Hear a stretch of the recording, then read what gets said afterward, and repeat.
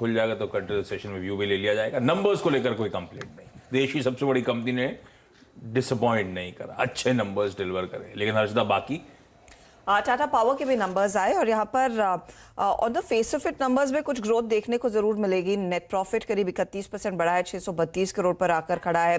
Revenue में 15% तक का इजाफा, 11,960 करोड़ का आंकड़ा। लेकिन अगर आप इंटरनल्स देखेंगे, एक तो इनके कोल बिजनेस में ग्रोथ नहीं देखने को मिली, थोड़ा सा सबड्यूड क्वार्टर रहा है।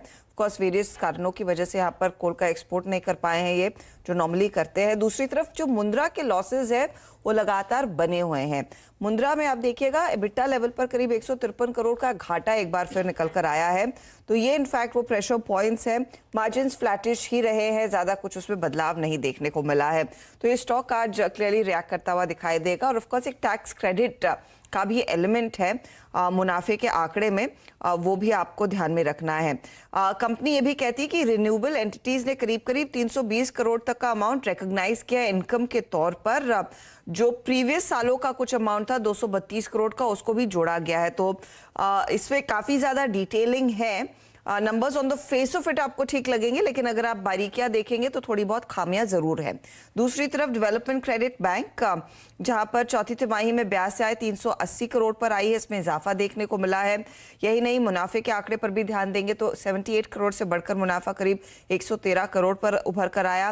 ग्रॉस एनपीए में 4.32% का आंकड़ा है, इंप्रूवमेंट देखने को मिली एसेट क्वालिटी में। और नेट एनपीए दरअसल 2% के नीचे 1.97% पर आया। तो नंबर्स अच्छे हैं। दूसरी तरफ जो एल&टी ने प्रेस कॉन्फ्रेंस रखी थी मार्केट बंद होने के बाद कि एलटीआई और माइंट्री का मर्जर होगा, वो तमाम डिटेल सामने आ चुके हैं।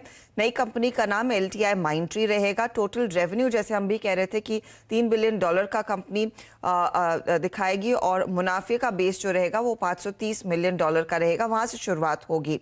यहाँ पर जो माइंट्री के शेयर होल्डर्स हैं उनको 73 शेयर मिलेंगे एल&टी इंफोटेक के, for every 100 shares held of L&T infotech. तो 73:100 का दरअसल वो रेशियो है, उस पर आपको ध्यान देना है।